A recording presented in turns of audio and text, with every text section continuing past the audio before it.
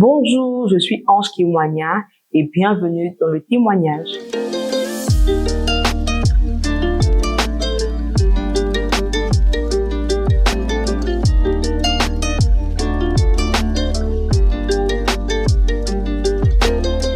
Ange Kimwanya est une étudiante en droit et aussi entrepreneur, servante de Dieu, par la grâce de Dieu. C'était pendant un mois de jeûne, le mois de jeûne qu'on a appelé Carmel. C'était pendant la deuxième semaine, le dimanche, c'est-à-dire toute la semaine, on avait jeûné du mardi et au vendredi. On venait chaque soir prier à l'église et le dimanche, pendant le culte, on a eu un fort moment de prière où vraiment l'esprit de la prophétie était répandu. On priait. Et pendant ce moment-là, j'ai entendu la voix du Seigneur me dire: tu vas créer une chaîne YouTube qui va s'appeler Le Témoignage, où des personnes vont venir rendre leur témoignage de guérison, de conversion, de restauration, tout type de témoignage où le nom du Seigneur a été glorifié pour édifier le corps du Christ. Et c'est comme ça que j'ai même reçu des noms des gens qu'il fallait inviter.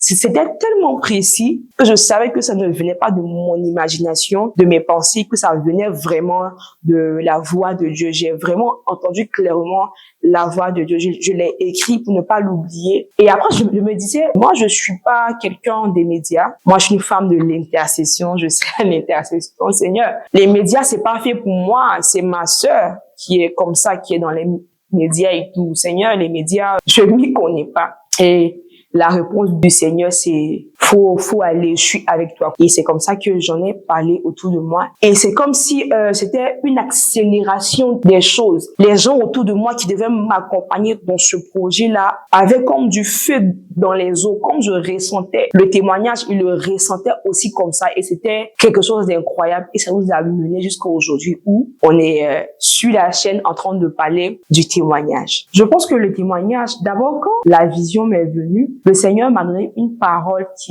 un verset qui allait avec Apocalypse 12:11, qui est: ils l'ont vaincu à cause du sang de l'agneau et à cause de la parole de leur témoignage, et bon, ainsi de suite. Et c'est ce verset-là qui accompagnait la vision. Et je sais que dans le témoignage, les gens seront restaurés, les gens seront sauvés. Et je pense que même les non-croyants vont s'y retrouver. Vraiment, c'est pour édifier le corps du Christ. Et aussi les non-croyants. Je sais que le témoignage a un pouvoir. Le témoignage dégage quelque chose de fort. Et je sais que quelqu'un va trouver la guérison, va trouver Jésus, va trouver la paix dans le témoignage.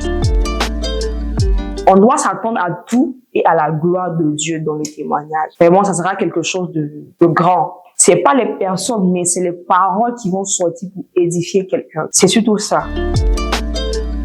Bien évidemment que j'ai un témoignage. Faut savoir que Ange Kimwanya que je suis est né dans une famille chrétienne, d'un père pasteur et tout ça. Et je connais la parole, j'ai grandi dans la parole. Moi, par la grâce de Dieu, parce que c'est vraiment une grâce, je n'ai pas fait le monde, aller dans les boîtes de nuit, tout ça. Non, j'ai pas fait ça. Et vraiment, c'est une grâce. Mais j'ai trouvé le Seigneur dans la maladie. Faut savoir que déjà, moi, ma naissance a été déjà compliquée. Et je grandis aux environs de 7-8 ans. Je commence à avoir de fortes fièvres, vraiment de fortes fièvres. Et on s'en va à l'hôpital. Non, c'est le palu, la fièvre typhoïde et tout ça. Et on me mettait sous traitement, je prenais les médicaments, mais ça n'allait pas. Je me rappelle qu'avec mes parents, on partait d'hôpitaux en hôpitaux. Vraiment, c'était pas facile. Et à un moment, ça n'allait tellement pas qu'on était obligé de se retrouver au CHU de 13 Gilles. Et c'est comme ça que je suis hospitalisée en urgence. En urgence, on fait les examens,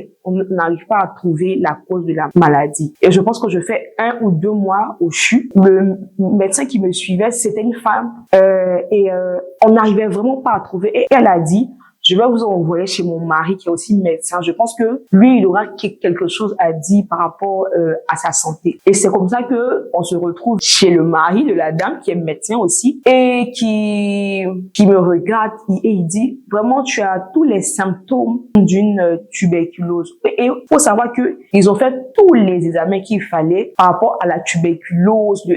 Ils ont mis les tuyaux dans les narines, tout ça, dans la gorge, on avait vraiment tout, dans les selles, tout, ils ont tout cherché, mais on ne trouvait pas la trace de la tuberculose. Et ce même jour-là, ils disent vraiment, l'enfant faut savoir que j'avais 8 ans par là, pas plus. Ils disent, l'enfant là, elle a tous les symptômes de la tuberculose. Donc, même si on ne trouve pas la tuberculose, on va la mettre sous traitement de tuberculose. Et c'est comme ça qu'ils décident de me mettre comme ça sur traitement de tuberculose. Le même jour, on fait l'examen et devinez quoi? Effectivement, c'était la tuberculose. Et c'est comme ça que je prends des traitements, ça va mieux, je retourne à l'école. Mais il y a un problème qui vient, c'est que je perds connaissance.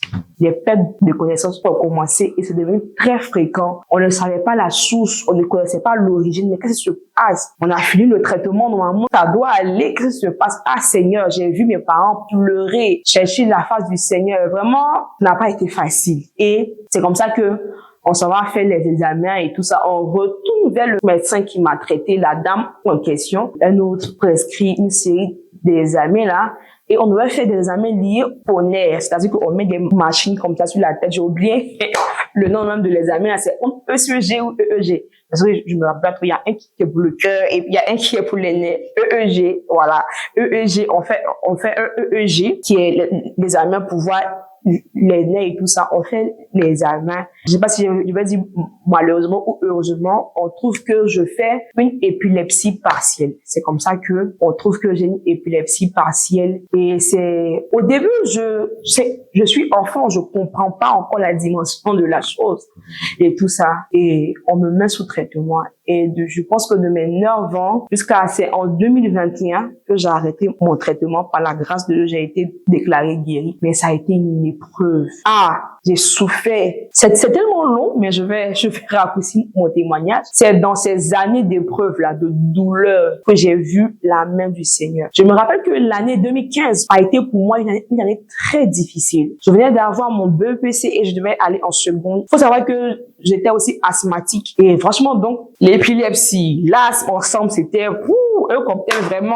vraiment, ça chauffait. Et je me rappelle que 2015 n'a pas été facile pour moi. Ça a été très difficile. 2015 a été très, très difficile pour moi. Je me rappelle que cette année-là, je finissais mon BEPC, je partais en seconde, j'étais tout le temps malade, je venais une semaine au cours, après je restais 2-3 semaines à la maison, c'était difficile. Et c'est comme ça que je reprends mon année, je fais ma première, je reprends ma seconde, je fais encore une seconde, je fais la première et arrivé en terminale. En terminale, ma première année, il faut savoir que j'ai fait la classe de terminale 2 fois. Je n'ai pas eu le bac à cause de ma santé. Je vais la première année, c'est tellement difficile avec mon état, j'arrive pas. Je fais les cours 1-2 fois. Je suis hospitalisée, je fais les 2 semaines, 3 semaines à l'hôpital et j'arrive pas à suivre les cours normalement. Mais quand même, je fais l'effort, je m'en vais à l'école et tout ça. Je voulais surtout pas abandonner l'école. Et je m'en vais à l'école. La première année, j'échoue parce que j'ai vraiment pas fait les cours. La deuxième année, par contre, c'est vrai que j'étais malade, mais j'arrivais à suivre et tout ça. Et la deuxième année aussi, j'échoue. Et là, ça m'a vraiment brisé. Je dis au Seigneur, avoir pitié de moi, Seigneur. Regarde tout ce que j'ai traversé jusqu'ici, la maladie, l'humiliation et tout ça. Voilà l'échec encore que je dois supporter. Finalement, je deviens comme un fardeau pour mes parents et ça me détruisait. Ça m'anéantit comme personne et j'étais vraiment triste, en fait.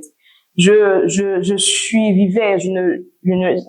n'avais plus le goût de vivre, en fait. Et j'étais là comme ça et j'implorais vraiment la grâce de Dieu. Et dans ma recherche de comprendre, vraiment être consolée, un soir, je me suis assise et puis j'ai dit au Seigneur, je supporte plus. Vraiment, faut faire quelque chose.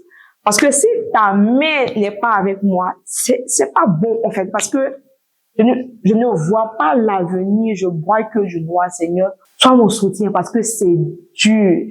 Et je me rappelle que Dieu m'a dit depuis toujours, je suis l'Éternel, je suis avec toi.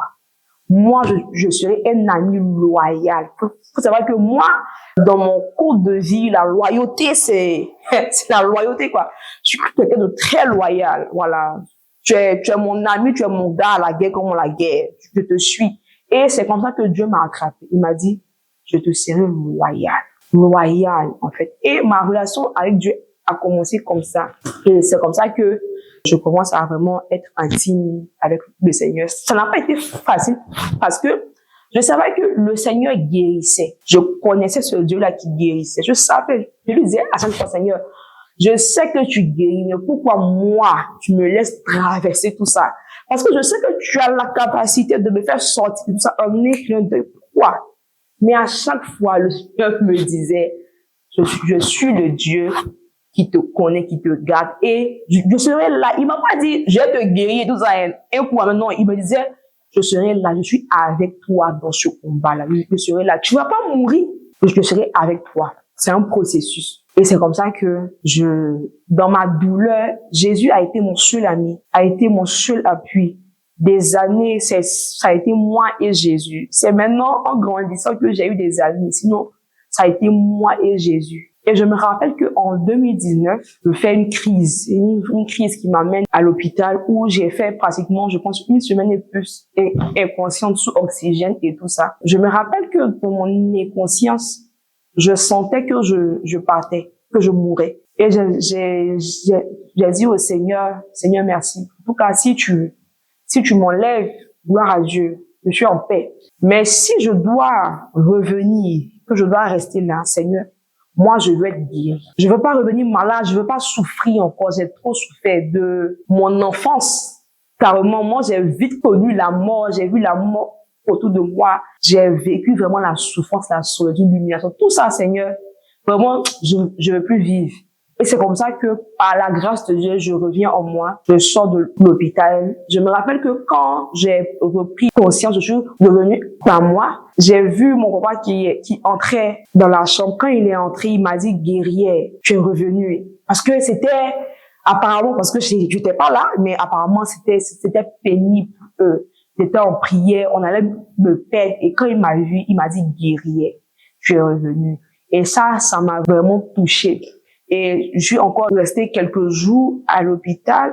Et c'est dans ça que il y a une maman de l'église qui est venue me voir. Elle m'a dit, ma fille, Jésus t'appelle. Faut accepter de servir le Seigneur. Il faut te consacrer au Seigneur. Tu vas voir que ta vie va changer. Tout ça va s'arrêter. Jésus te veut toi et tout ça. Et c'est comme ça que je sors de l'hôpital. Et vu que la crise m'a touchée, les jours que je fais à l'hôpital, on s'attendait à un diagnostic de genre, la maladie s'est aggravée, chérie, vraiment. Et on refait les examens et tout ça. Devinez quoi? La main de Dieu, hein. On refait les examens. Le neurologue, il prend les résultats. Il me dit, il y a plus rien. Il me dit, il n'y a plus rien, on ne retrouve plus de traces de maladie. Et je me suis rappelé que j'avais une rencontre avec le Seigneur. Ça a été pour moi un soulagement. Ça a été pour moi une délivrance. Ça a été pour moi vraiment, je me rappelle que quand je suis arrivée à la maison, je me suis effondrée, j'ai tellement pleuré parce que je savais d'où j'étais quittée. Et comme par précaution, le médecin a préconisé que on fasse le traitement jusqu'à 2021. Donc, j'ai officiellement été déclarée guérie en 2021. Comme ça que le 31 décembre 2021, je prends la dernière prise, le dernier comprimé de toute une série d'années de maladie. Et ça a été pour moi une grande joie. Ça, c'est vraiment une infime partie de tout ce que le Seigneur a été pour moi. Il faut savoir que après, ils m'ont découvert une goitre. J'ai prié, elle a disparu. J'ai eu un kyste, j'ai prié, il a disparu. J'ai eu un kyste sur le bras, j'ai prié, il a disparu. Vraiment, l'Éternel a été pour moi un bouclier. L'Éternel a été pour moi un ami fidèle.